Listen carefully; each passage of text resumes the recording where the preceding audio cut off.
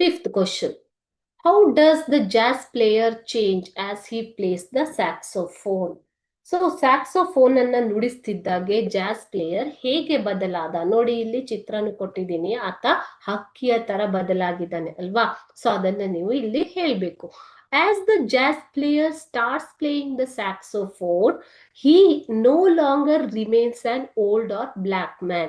ಜಾಸ್ player saxophone ನುಡಿಸೋದಕ್ಕೆ ಶುರು ಮಾಡ್ತಾ ಇದ್ದ ಹಾಗೆ ಆತ ಓಲ್ಡ್ ವಯಸ್ಸಾದಂತಹ ಮನುಷ್ಯನಾಗಿ ಅಥವಾ ಒಬ್ಬ ಕಪ್ಪು ಮನುಷ್ಯನಾಗಿ ಉಳಿಯೋದೇ ಇಲ್ಲ. ಹಿ ಪ್ರೊಡ್ಯೂಸಸ್ ವಂಡರ್ಫುಲ್ ಅಂದ್ರೆ ಅತ್ಯದ್ಭುತವಾದ ಒಂದು ಸಂಗೀತವನ್ನ ಆತ ನುಡಿಸ್ತಾನೆ. And appears to be like a bird. ಆತ ಹಕ್ಕಿಯ ಹಾಗೆ ತೋರ್ತಾ ಇದ್ದಾನೆ, ಹಕ್ಕಿಯ ಹಾಗೆ ತೋರುತ್ತಿದ್ದಾನೆ. Bird flying higher and higher. ಹಾರಿ ದೂರ ಎತ್ತರೆತ್ತರಕ್ಕೆ ಹಾರುತ್ತಿರುವ ಹಕ್ಕಿಯ ಹಾಗೆ ಆತ ಬದಲಾಗ್ತಾನೆ. ನೋಡಿ, ರೆಕ್ಕೆಗಳನ್ನ ಕೂಡಿಸಿಕೊಂಡು ಆತ ಜಾಸ್ ಅನ್ನ ನುಡಿಸ್ತಾ ಇದ್ದಾಗೆ, ಸ್ಯಾಕ್ಸೋಫೋನ್ ಅನ್ನ ನುಡಿಸ್ತಾ ಇದ್ದಾಗೆ ಆತ ಹಕ್ಕಿಯಾಗಿ ಬದಲಾಗ್ತಾನೆ ಅನ್ನುವಂಥದ್ದು.